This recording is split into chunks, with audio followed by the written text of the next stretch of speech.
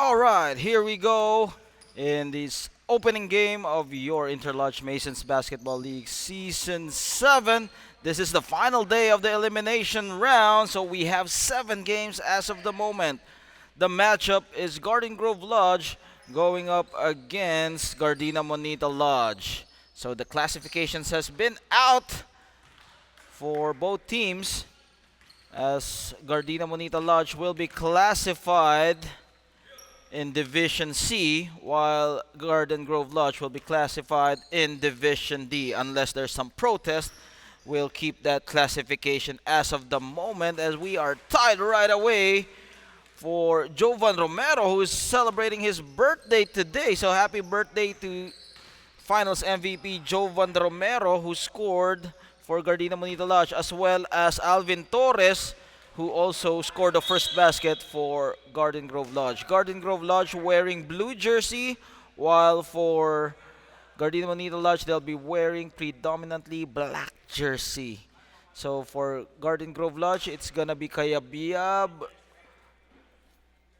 Ariel Freyna, Mila, Glenn, Alvin Torres, and of course JM Mangilit. For Gardena Monita Lodge, it's gonna be Marvin Manson, Mark Canyoza, Finals MVP Jovan Romero, Rico Yutuk, and Pete Palang. As we go straight into the action,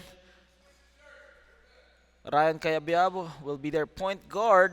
So this is a new look Garden Grove Lodge, playing without their center, Mark Crisostomo, as he tries to push himself inside. Fast break opportunity for Mark Canyoza, and Canyoza will lose that handle.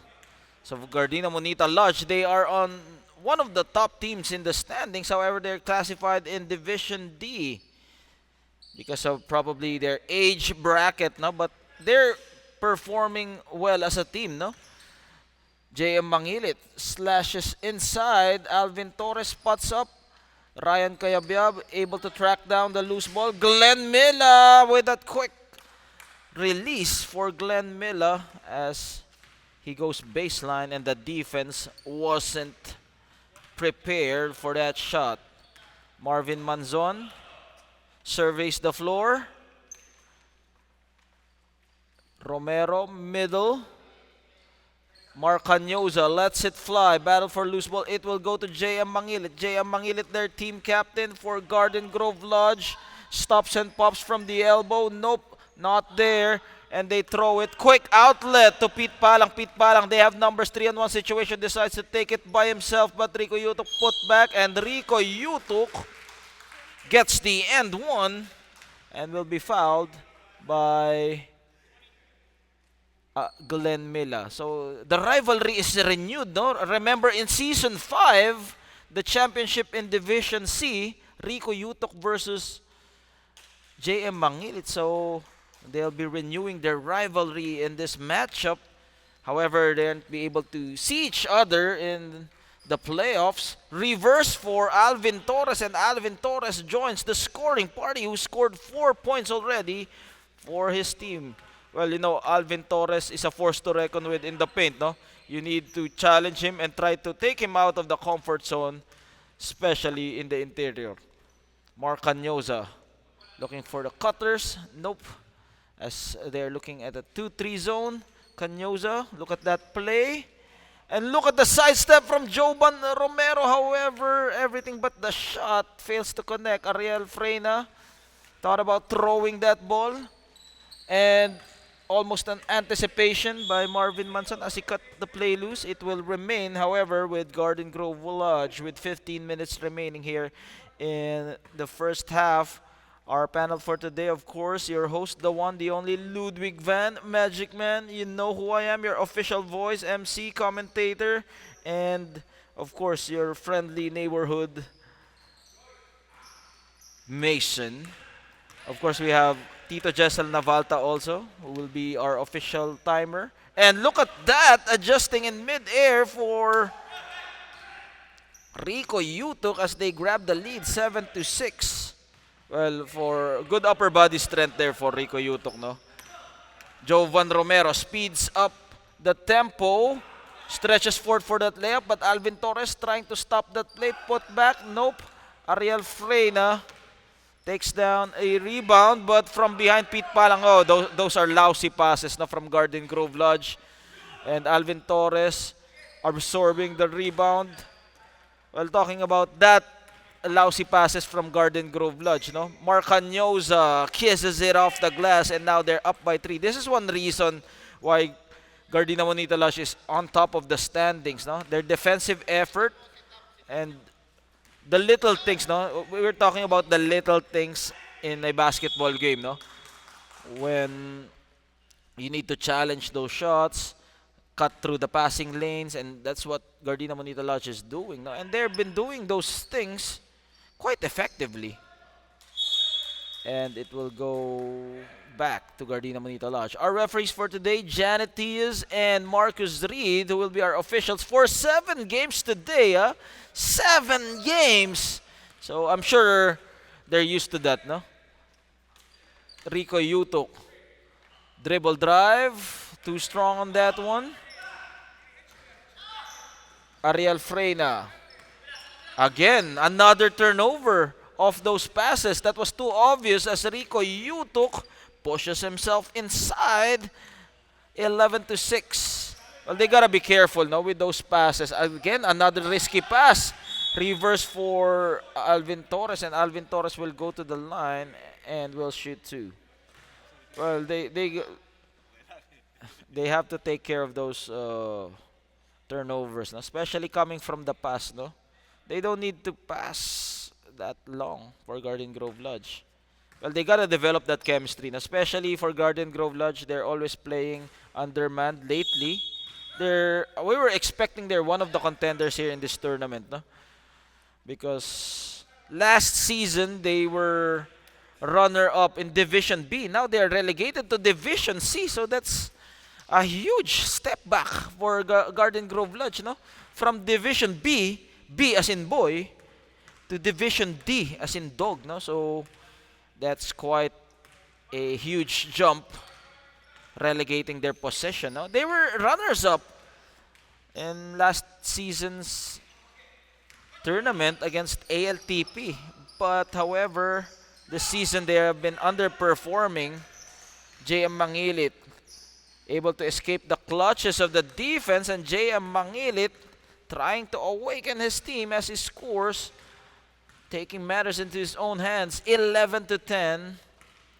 Gardena Monita Lodge still up by 1. Can they snap the 2-game winning streak of Gardena Monita Lodge? And Rico Yuto continues to dominate, and he uses that lefty jumper, creating some space for Rico Yuto. Dumlao. JM Mangilit, elbow jumper, in and out, put back. Alvin Torres against 3 defenders.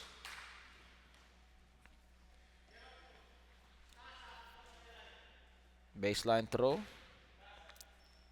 Shout out to the Bacani brothers, no, on the side. Shout out, Glenn and Jaron. JM Mangilit zigzagging his way. They tap it back. JM Mangilit one more time for JM Mangilit as they cut down the lead back to 1. And finally, a dose of their own medicine as Garden Grove Lodge intercepts that pass at the middle. Ariel Freyna. JM Mangilit in and out. Marvin Manson, middle. 3-on-2 situation, and that was an easy basket. Very unselfish play though from Marvin Manson as he beautifully set up Mark Canyoza. Mark Canyoza is one of our leading candidates for season MVP. No, by the way, next week, no, August 23 is our season awards, no. So the team captains will be voting for our season awards, no? So that would be conducted during our fellowship, no? So everyone is invited to our fellowship. Oh, by the way, no? We have a fellowship next week, so if you feel that you want to donate some food, utensils, whatsoever, just talk to Brother Derek Valdez, no? For more details on how you can help out. The action continues here as Marvin Manson forwards it to Pete Palang to Rico Yutok. Pump fake, can't get his man off the air. JM Mangilit, Pete Palang gets his man off the air for Mark Canyoza, and that layup hits all board. Alvin Torres uses his size advantage against Marvin Manson, however, fails to capitalize. Glenn Miller, the hustle play of Gardena Monita Lodge, just hounding Garden Grove Lodge like a bulldog. Mangilit, and look at the two-man action between Mangilit to Glenn Miller. And now Garden Grove Lodge has a 1-point lead with 7 minutes remaining here in the first half. Marvin Manson and that and Jovan Romero able to sink in that jumper with 7 minutes remaining.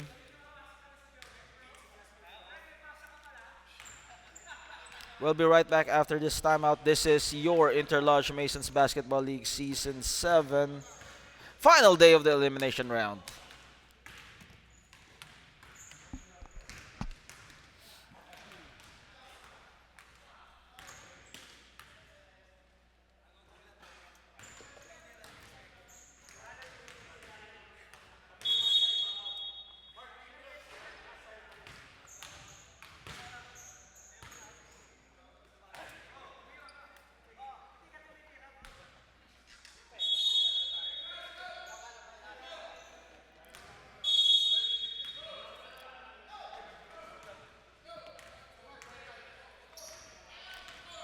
Back to the action. You are watching the Interlodge Masons Basketball League Season 7. We are here in the first half. The matchup is Garden Grove Lodge going up against Gardena Monita Lodge, as that was a quick response from Glenn Miller from the corner.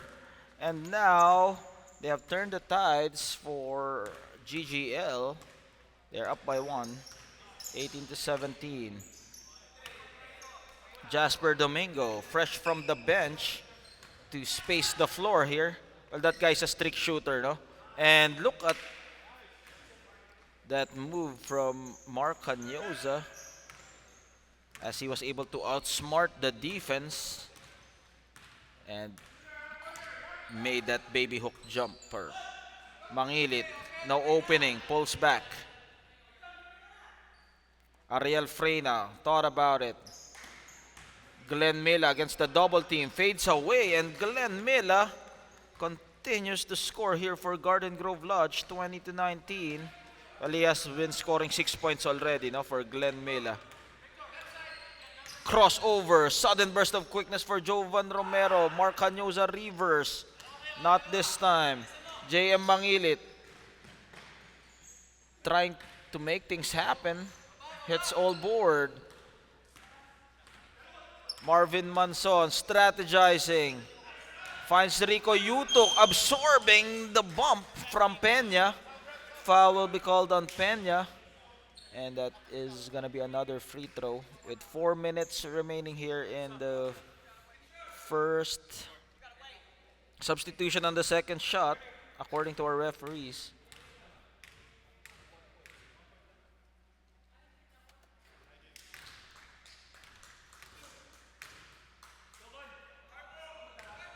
And by the way, while he's taking free throws, now we are inviting everyone for our fellowship next week after the playoffs, no? So please make sure it's a potluck event. Make sure to bring food. Coordinate with Brother Derek Valdez para hindi tayo magkapare-parehas ng food, no? And of course, we're gonna also have during that fellowship our season awards as Victor Peña, short stab J for Peña. Well, Peña is known for his bruiser-like skills, no? He's like an enforcer also for Garden Grove Lodge, no? But he can also contribute in scoring. Rico Yutok. Again, Rico Yutok continues to bring hellfire and brimstone here for Gardena Monita Lodge, as he has been a complete disaster against the squad. And this is what we're talking about, the shootout between JM Mangilit and Rico Yutok.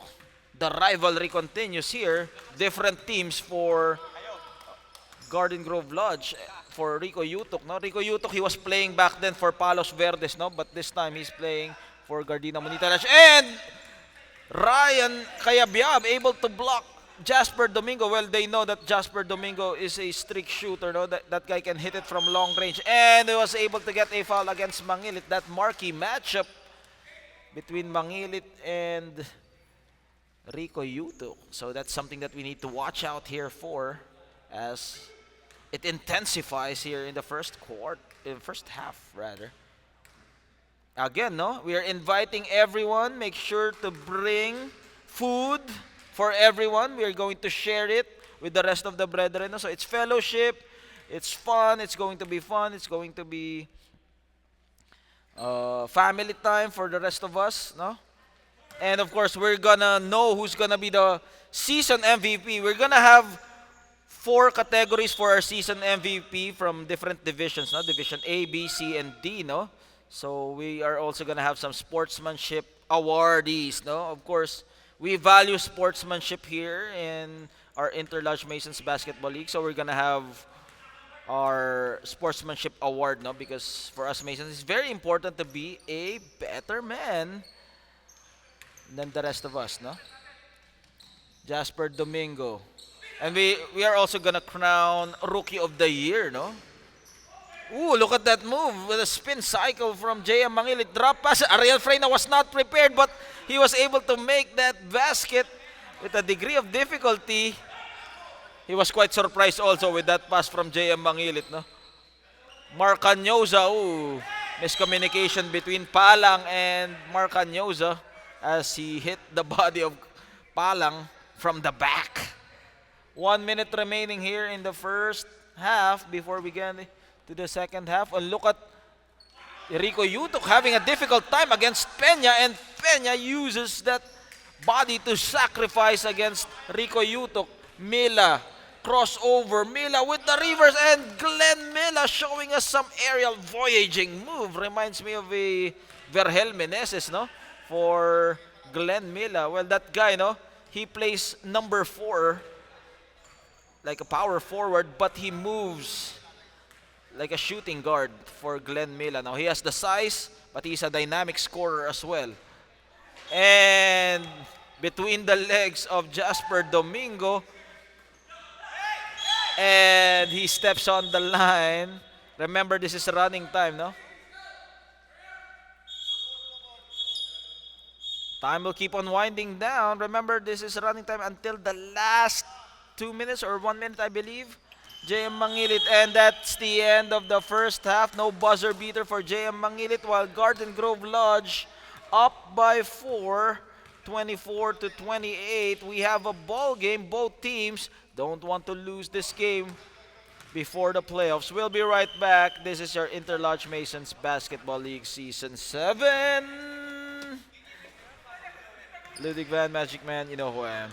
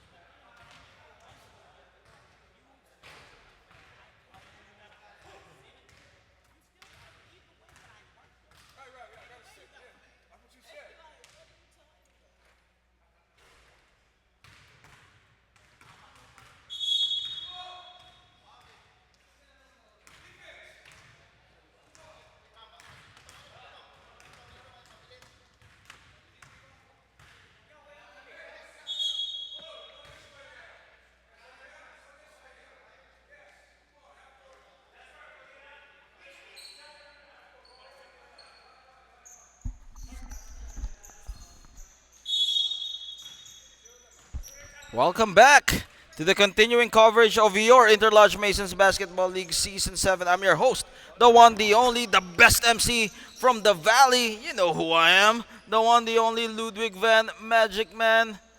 As we go into the action, Ariel Freyna tries to fire his first shot in the second half. JM Mangili trying to pump up his team as he makes that basket in traffic, extends the lead to 6:30 to 24. JM Mangilit continues to dominate here and bring the carnage for Garden Grove Lodge, where they are on a slump, no, with 2 wins in their belt. They need to get that confidence booster before the playoffs, no. They'll be playing Amianan or Solomon Staircase in the playoffs, no? So, let's see, with the full force Garden Grove Lodge, this is a difficult team to defeat, no? And Ariel Freyna lighting it up from long distance, 33 to 26. And Mark Canyoza now, they are fighting fire with fire as the fast break transition of Gardena Monita Lodge is effective for them. JM Mangilit, his favorite spot. It's too strong though. JM Mangilit, pump fake. Ooh, that one-on-one matchup. They want that matchup between Rico Yutok and JM Mangilit. Two guys showing their skills here in this ball game. Marvin Manson, hesitation.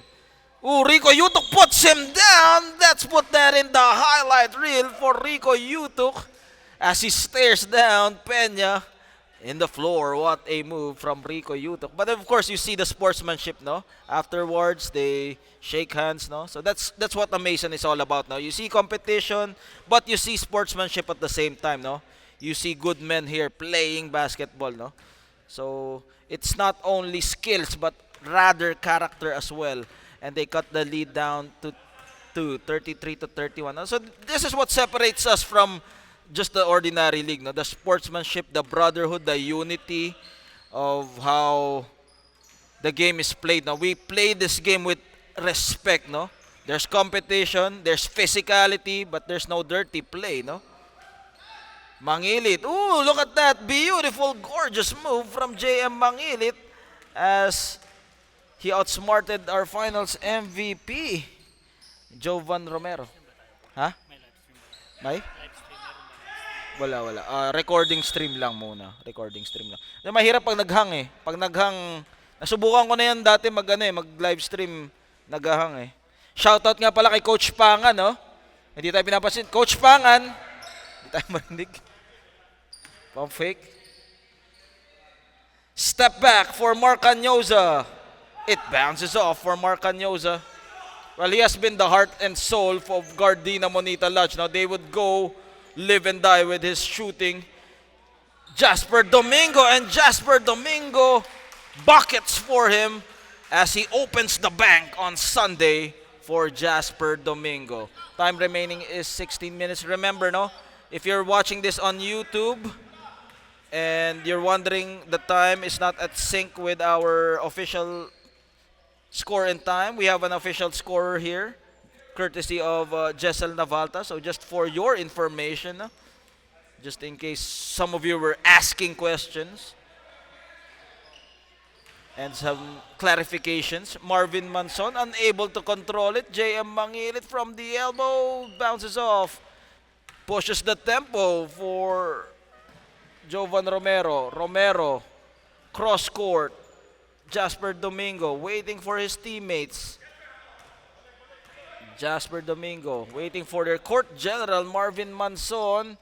And catch and shoot for Rico Yutok. Rico Yutok playing pumped up here for Rico Yutok. And it's now 35 to 36. Gardena Monita Lodge roaring here in the second half between the scoring of Rico Yutok and Mark Canyoza. We'll be right back with the remainder of the second half. Ha? Same ba yun?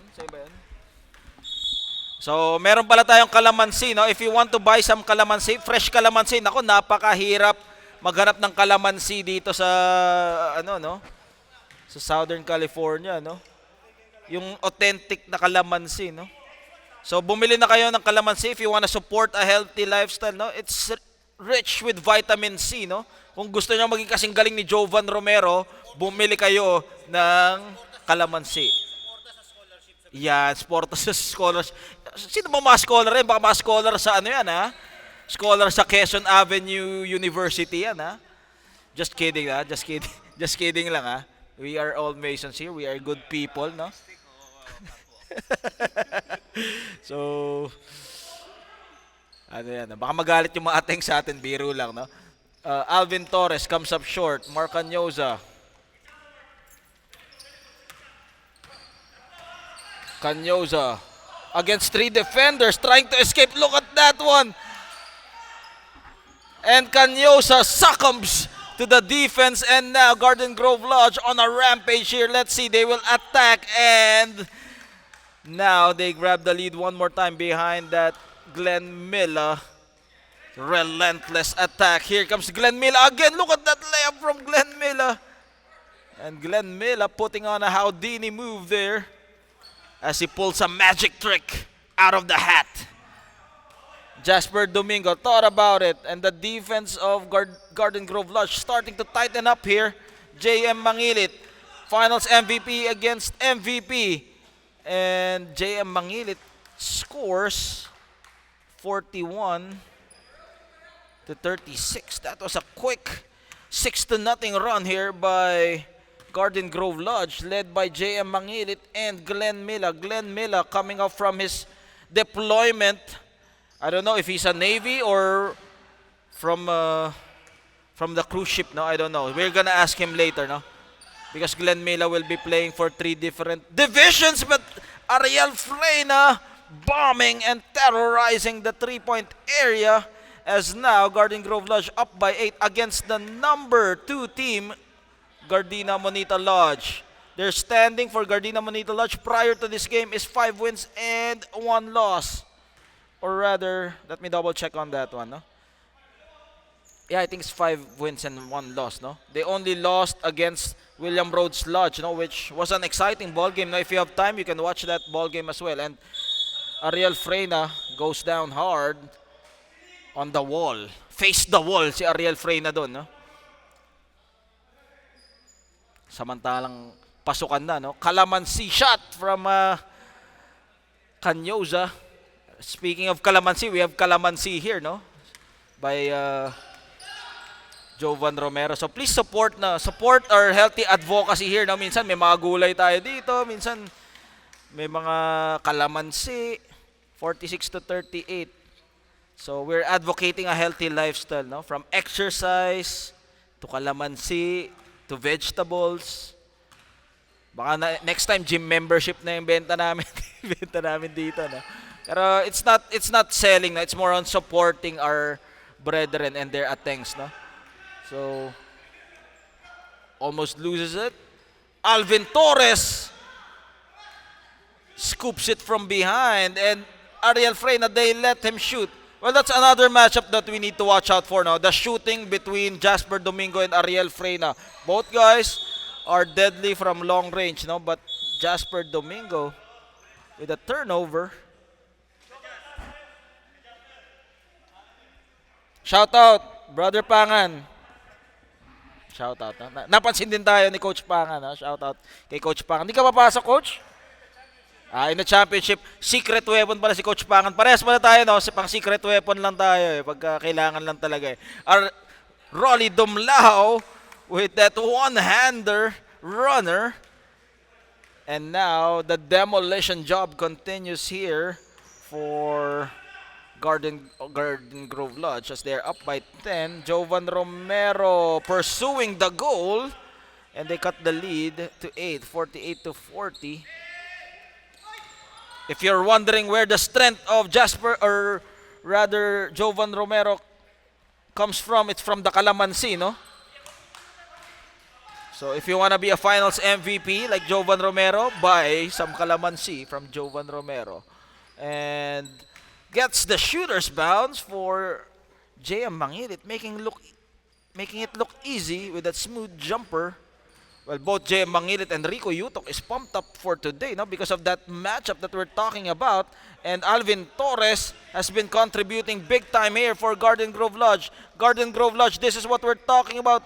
This is worthy of the Division B for Garden Grove Lodge. If you see this full lineup of Garden Grove Lodge, it looks scary. I don't think this is for Division D, huh? This lineup is for Division D. B, you should be you should be relegated back to Division B, no? Napakalakas ng Garden Grove Lodge. We'll be right back after this timeout.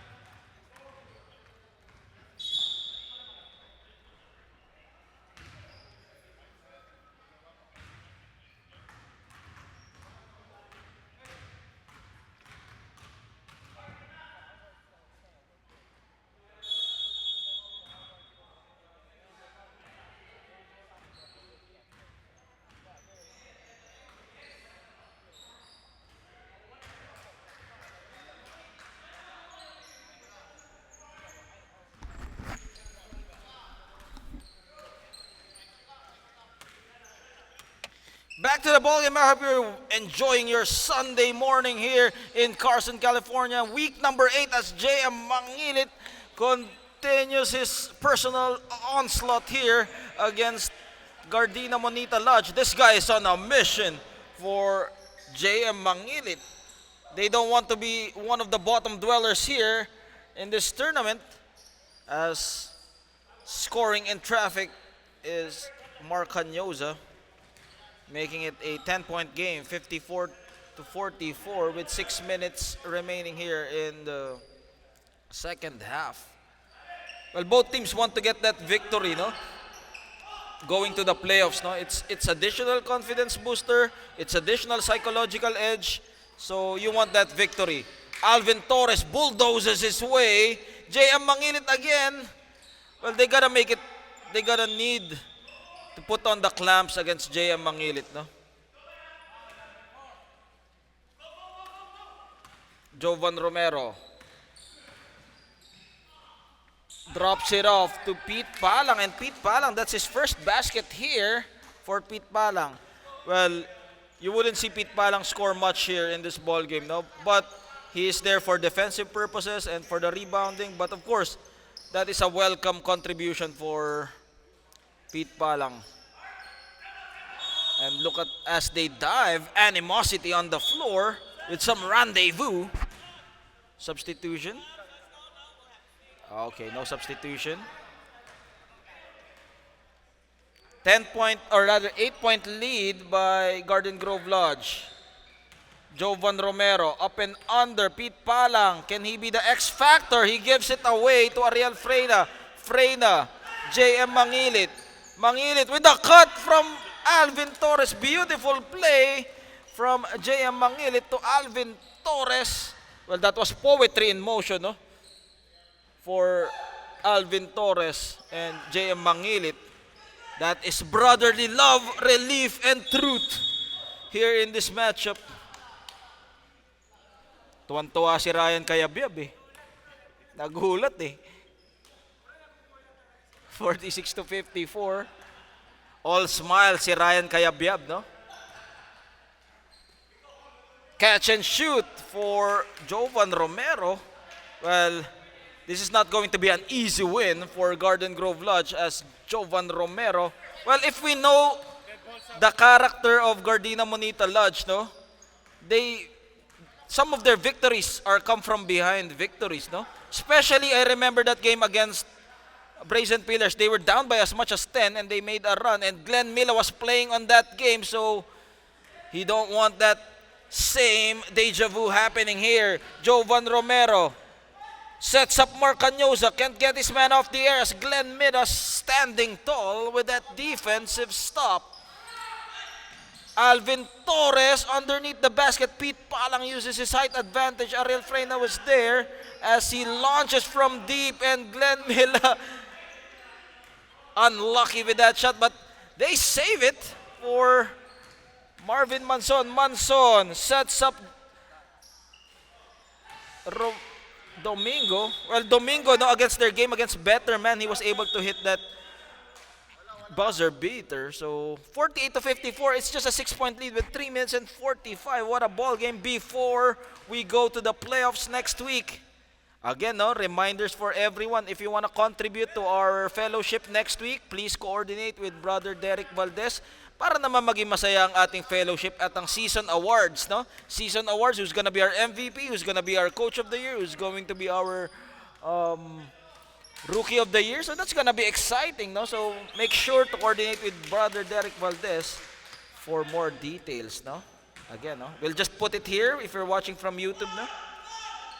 Ariel Freyna, shooter against shooter. Alvin Torres, physicality down low between Canyoza and Alvin Torres will go to the line and shoot two. Well, you don't want to be in front of Alvin Torres, no? That guy is massive inside the paint, no? As he misses the first free throw. Pero mas malakas yung katawan ni Ryan Cayabyab eh. Naramdaman ko personally eh. Nabangga ako ng mga muscle ni Ryan Cayabyab eh. Hindi, no, kalaban natin yung magkakapit daw tayo doon, masakit yung katawan ko pagkatapos eh. Marcanyosa against two defenders will be fouled. Marcanyosa on the line. Well, for Garden Grove Lodge, no? They shouldn't rest here, no? They shouldn't rest their laurels because Gardena Monita Lodge, they're never say die. They have that never say die attitude, no? That's why they're on the top of the standings. Gardena Monita Lodge, if they can make this a ball game, then Garden Grove Lodge is in trouble.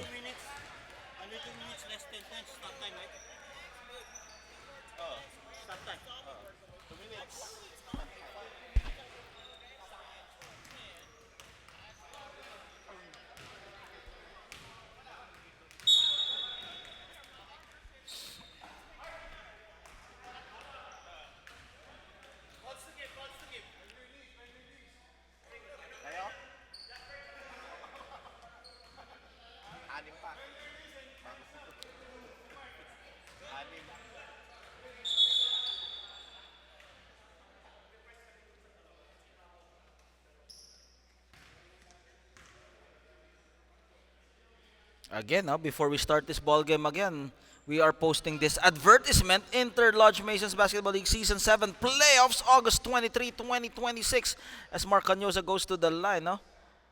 And of course, according to our commissioner brother Derek Valdez, no, we need pledges for our additional ulam, food, drinks, cups, rice, utensils, so that our fellowship will be fun, just like last year, no? So hopefully, we'll have that traditional lunch all together, the unity of the brethren, in peace and harmony, no? And we're gonna witness who will be our rookie of the year, who will be our MVP. Again, we have 4 categories for the MVP, no? For different divisions, we have MVPs for each division, no? So let's watch out that for next week. And back to the ball game. What an exciting ball game here so far with less than 2 minutes remaining here in this matchup between Garden Grove Lodge.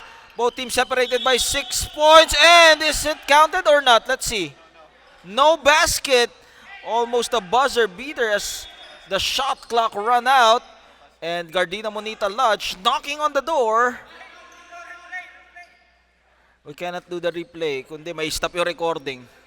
I think pwede, no? Tingnan natin yan. Hindi ko lang napindot yung replay button. Crossover, Marcanyosa. Forcing that shot.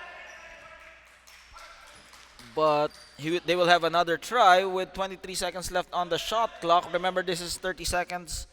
They have 30 seconds on their shot clock, no? The cut, Jovan Romero. Golden opportunity missed by Jovan Romero. Alvin Torres will be fouled by Jasper Domingo.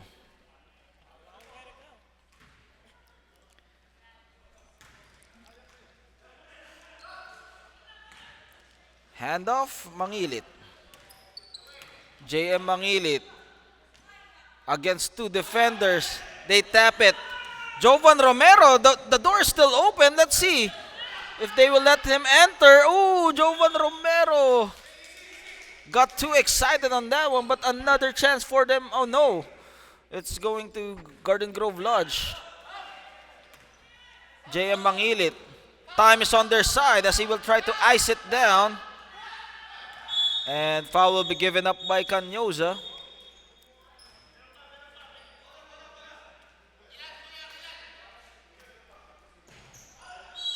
And foul will be given up by Jasper Domingo.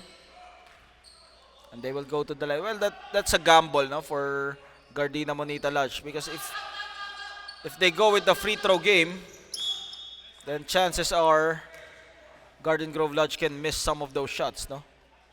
If they are pressured enough. But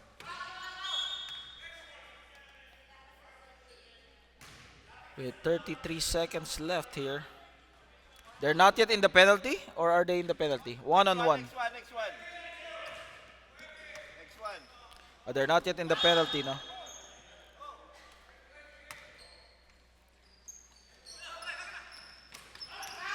Glenn Mila able to escape.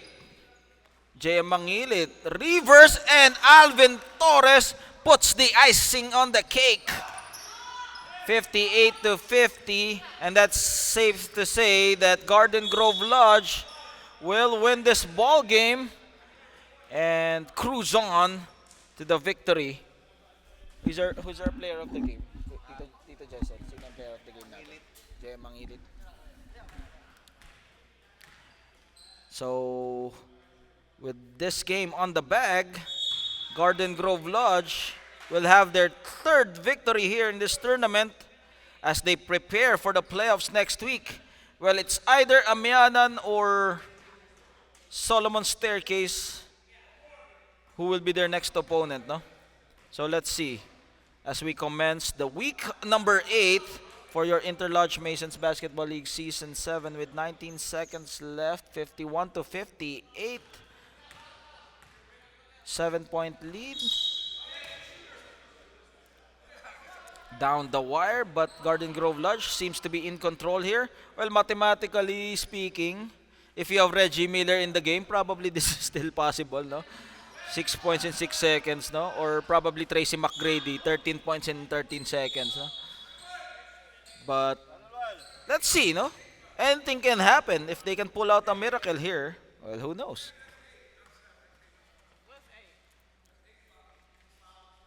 JM Mangilit on the line. And this is the best time for us to promote again, one more time, our traditional fellowship on August 23, 2026. Now, before the playoffs or after the playoffs, usually we would have this lunch fellowship together with the brethren. We are going to share food, potluck, no?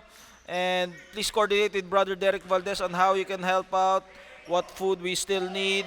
No, so please, please, please, if you find it in your heart that you want to donate food, drinks, then you can talk to Brother Derek Valdez now. And we will also crown our season MVP, our Rookie of the Year. And that ends the ball game for Garden Grove Lodge winning. And what a time for them to get this victory. Our player of the game is JM Mangilit, no? JM Mangilit, who led his team to the victory road. And Ryan Kayabyab. So, picture taking for JM Mangilit so that you can be posted in our, so for today's on our Facebook page. Now, JM Mangilit, our player of the game. Congratulations, JM Mangilit. Congratulations. So that ends the ball game. Stay tuned for our second game. ALTP going up against Pakrim.